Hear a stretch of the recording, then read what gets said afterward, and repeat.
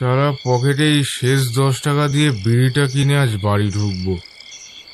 লোকে বড়লোক হচ্ছে, লোকের জালে এত এত মাছ উঠছে, হাটে যাচ্ছে একেবারে পকেট ভরে ভরে পয়সা নিয়ে আসছে।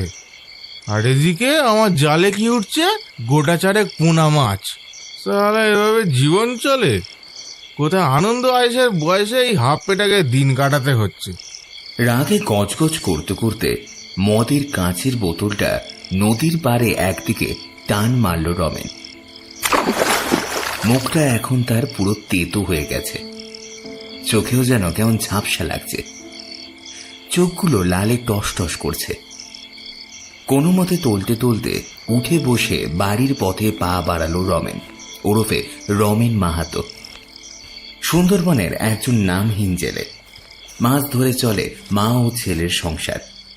রমেনের বাপ অবশ্য ছিল এই এলাকার মস্ত এক জেলে, তবে কোনো এক বর্ষাকালে সাপে কেটে বাবা মারা যায়। রমেন তখন বড়জোর ওই বছর 16-17 বয়স হবে। ছোট থেকেই বাবার সাথে মাছ ধরতে যেত মাঝে মধ্যে, তবে বাপের মৃত্যুর পরে তখন থেকেই মাছের জাল